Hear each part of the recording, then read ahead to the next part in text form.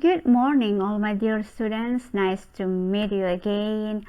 Hopefully, all of you are great, stay safe, healthy, and ready to study English with me, Mrs. Elizabeth Neot. Okay, as usual, before starting our lesson today, I'd like to lead you to pray, and let you to pray in Catholic. Let's pray. In the name of the Father, of the Son, of the Holy Spirit. Amen. Thank you, Lord, for this beautiful morning. Thank you for your guidance until this moment on. Now all of my dear students are going to study English. Please bless them so that they are able to understand all the materials. Amen. In the name of the Father, of the Son, of the Holy Spirit. Amen. Well, students, I have 3 pictures here. Can you guess what materials are you going to study today? That's right. Yes, today you are going to study about label. Yes, there are 3 kinds of label in this semester you are going to study. They are medicine label, food label, and drink label. But for today, you are going to study about medicine label. Okay, before I tell you more about label, I'm going to explain the learning objectives or the reason why you study about label.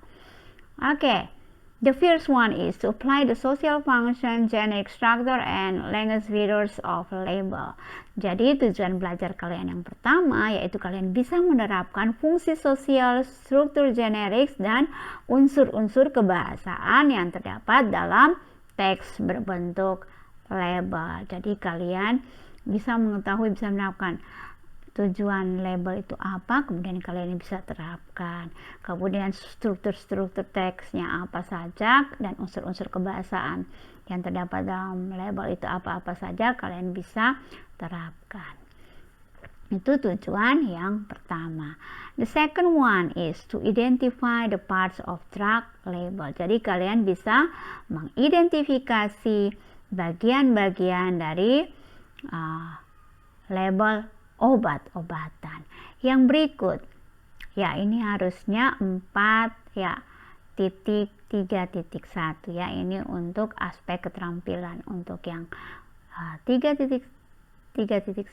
dan 3.3.2 itu untuk aspek pengetahuan. Nah, aspek keterampilannya yaitu to analyze the generic structure of drug label. Ya, jadi ini untuk aspek keterampilan ya. Jadi ini salah ketik, minta maaf, I'm really sorry for that. Ya, it should be 4.3.1 ya.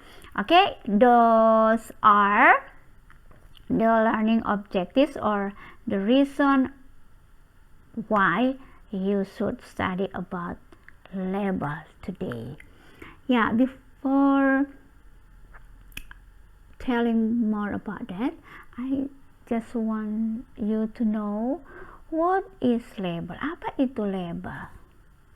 Ya, label is detailed information about a product. Ya, label is detailed information in the outer packaging of a product. Ya, jadi label itu adalah informasi-informasi detail yang terdapat di bagian luar dari sebuah produk. Ya, itu yang dimaksud dengan label. Okay, next, what is the purpose of the label? Apa tujuan dari label? Ya, tujuan dari label itu adalah untuk memberikan informasi tentang produk tersebut ya. Jadi itu tujuan dari produsen membuat label di setiap produk ya. Kalian bisa mengetahui informasi-informasi rinci apa saja tentang produk tersebut ya, itu tujuannya ya. Kemudian why do we need to read a label? Kenapa sih kita harus membaca label? Itu ada tujuannya. Yang pertama, to choose safe and healthy product ya. Jadi kalau kalian membaca label sebelum membelinya, kalian bisa memilih produk-produk yang sehat dan aman ya. Kemudian yang kedua itu to avoid negative effect of the product. Jadi kalian bisa mencegah efek-efek negatif dari produk tersebut ya. Misalnya ada yang alergi, misalnya alergi madu atau alergi susu atau kacang-kacangan ya. Kalian bisa membaca label tersebut. Jika terdapat bahan-bahan tersebut, kalian tidak perlu membelinya ya, sehingga tidak menimbulkan efek-efek negatif terhadap diri kalian ya. Jadi itu tujuan kenapa kita harus membaca label ya. Itu biasanya untuk obat-obat atau makanan ya, biasanya untuk alergi ya.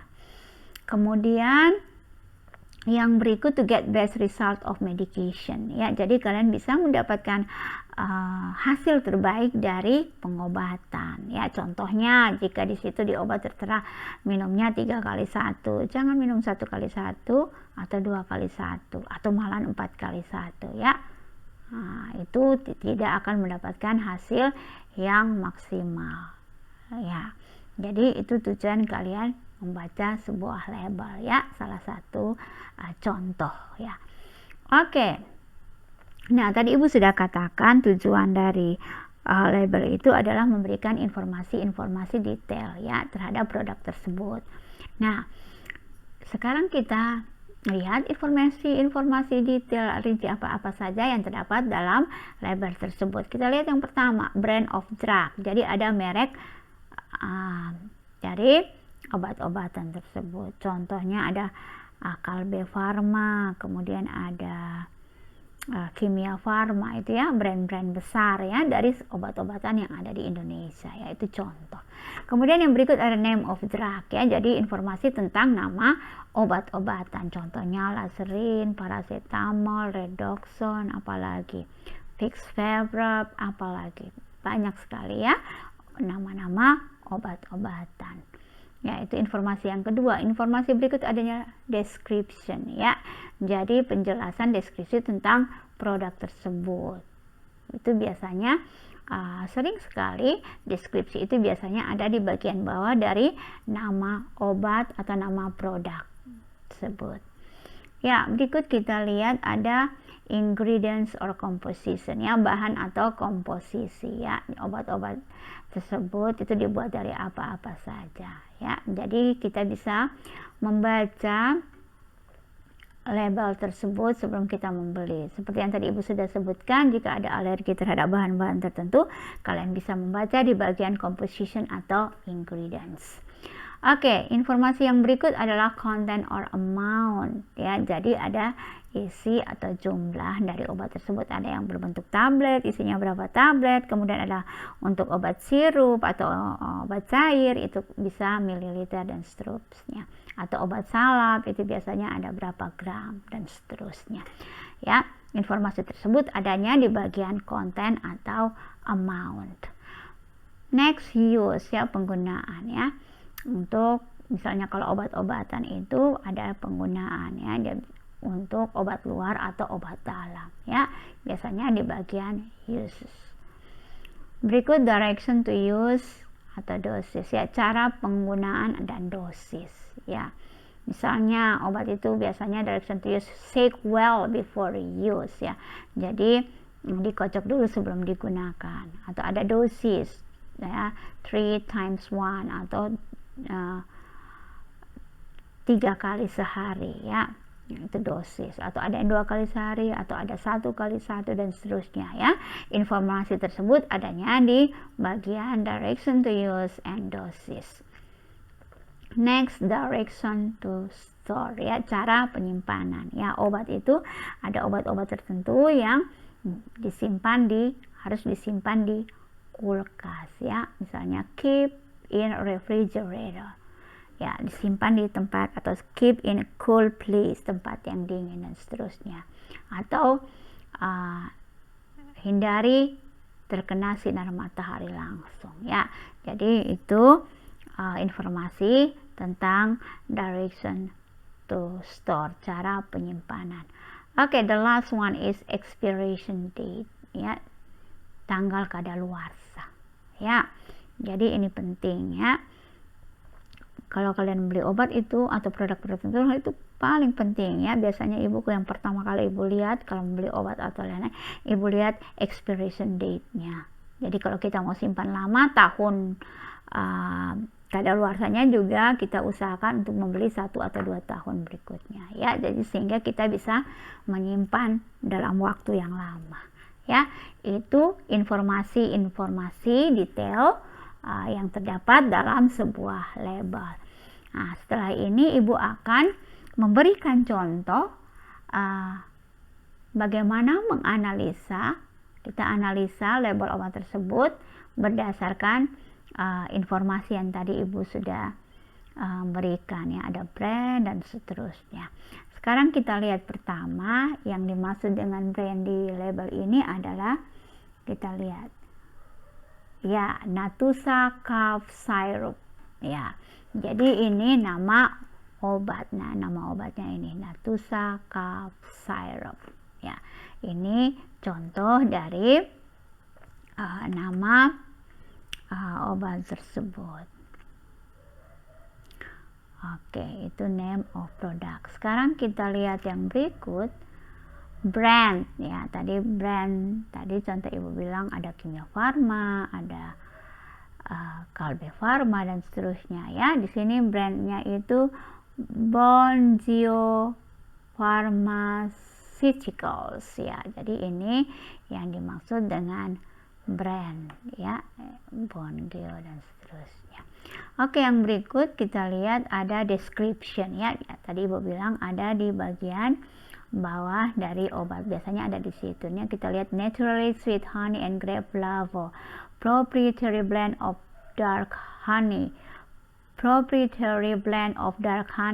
vitamin C and zinc, ya. Jadi ini deskripsi bahwa di sini kita lihat bahwa obat tersebut dia menggunakan madu, ya, madu alami dan perasa anggur alami, ya. Jadi bukan buatan, bukan artifisial, ya. Kemudian ada di situ ada proprietary blend of dark honey, ya. Jadi dia mengandung campuran khusus madu hitam. Nah, kemudian ini ada mengandung campuran khusus madu hitam, vitamin C dan zinc, ya. Kemudian ini ada lagi no artificial preservative, ya. Jadi tidak ada pengawet, ya. Kemudian no artificial dyes or flavor. Jadi dia tidak mengandung pewarna dan perasa buatan, ya. Ini deskripsi, ya. Biasanya dibuat untuk menarik konsumen, ya. Jadi hal-hal yang istimewa dari produk tersebut biasanya ada di bagian description. Oke, next, direction to use or doses, ya. Jadi ini tadi cara menggunakan, ya. Kita lihat direction suggestion for use, shake well before using, ya. Tadi ibu sudah beri contoh.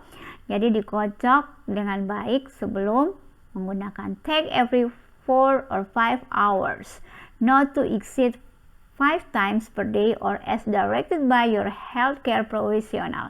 Jadi itu diminum 4 sampai 5 jam, ya, setiap 4 sampai 5 jam. Tidak boleh lebih dari 5 kali sehari, atau seperti yang direkomendasikan oleh petugas kesehatan profesional seperti dokter. Use product within 19 days of opening, ya. Jadi gunakan produk itu dalam waktu 90 hari sejak dibuka. Jadi jangan lewat dari 90 hari atau 3 bulan, ya. Itu yang dimaksud dengan direction to use or doses, ya. Next, ingredients or composition, ya. Ini kita lihat ada mengandung, ya, bahan mengandung vitamin C, ada zinc, kemudian ada madu hitam, kemudian ada ekstra biji anggur dan seterusnya, ya. Nah, ini yang dimaksud dengan ingredients or composition. Itu kemudian ada other ingredients, purified water, natural grade flavor, citric acid. Ya, jadi itu ada air murni, kemudian ada perasa anggur alami, kemudian ada citric acid dan seterusnya. Ya, jadi itu yang dimaksud dengan ingredients or composition. Ya, next uses. Ya, jadi penggunaannya, jadi ya ini digunakan untuk demulsion action soothing scalp. Ya, jadi ini dia bisa meredakan batuk, ya, batuk kering, kemudian kerongkongan kering. Jadi dia bisa, sirup ini untuk obat batuk, ya. Kemudian ada vitamin C dan zinc, yaitu bisa untuk imun tubuh, support for immune support, ya. Jadi untuk meningkatkan imun, ya. Jadi itu penggunaannya. Jadi ini untuk obat batuk, ya. Jadi digunakan untuk orang-orang yang batuk, kemudian yang tenggorokannya kering, bisa mengkonsumsi obat tersebut. Nah, kita lihat yang berikut ada direction to store, ya, cara penyimpanannya. Di situ kita lihat store at room temperature, ya. Jadi disimpan pada temperatur ruangan atau suhu ruangan. Nah, keep out of the reach of children, ya, jauhkan dari jangkauan anak-anak. Ya, itu direction to store. Kemudian yang berikut content or amount, ya. Di situ ada dilihat ada 4 FLOZ, ya. FLOZ ini artinya fluid ounce, ya. Jadi itu satuan ukur untuk ounce cair, ya, ounce cair. Jadi untuk, ya, ini bahasa Inggris, ya. Jadi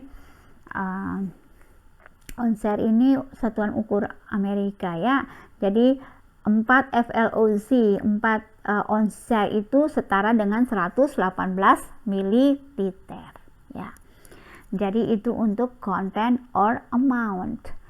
Ya, di sini ya mungkin karena ini bagian depan biasanya adanya expiration date itu biasanya ada di tutup botol atau di bagian bawah botol obat atau label. Jadi di sini tidak, ini ada tertutup dengan uses di sini, ya, tapi tidak kelihatan, ya. Jadi expiration date-nya itu bukan not available, tapi ada, hanya tertutup oleh gambar uses, ya. Jadi expiration date itu juga pastinya, ya, ada di setiap produk obat-obatan atau makanan dan minuman. Okay, I think it does our detailed information of how to analyze detailed information of drugs label. Jadi Ibu sudah berikan contoh, ya, bagaimana kita menganalisa struktur teks berbentuk label, ya. Kalian harus perhatikan ini baik-baik, karena setelah ini kalian akan diminta untuk mencari label obat-obatan, ya, salah satu obat yang ada di rumah kalian, kemudian kalian analisa obat-obat tersebut berdasarkan struktur teks dari teks berbentuk label, ya, label obat-obatan. Ya, itu materi untuk hari ini. Nah, now we go to assignment. Kita masuk ke bagian tugas, ya. Untuk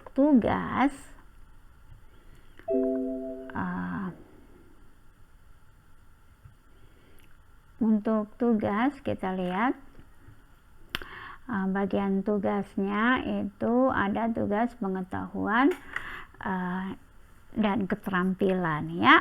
Untuk tugas pengetahuannya kita lihat di sini, read the label below and answer the question, ya. Jadi ini label yang sama yang tadi, Yang Ibu berikan contoh, itu kalian baca label tersebut, kemudian kalian jawab pertanyaan yang ada di bawah ini. What is the benefit of the product? Apa kegunaan dari produk tersebut? How should we keep the product? Dan seterusnya ya. Jadi baca informasi pada label tersebut, kemudian kalian jawab pertanyaan. Yaitu untuk aspek pengetahuan ada 5 nomor, kemudian untuk aspek keterampilan, stick your drug label below and identify the information on the label and fill in the table.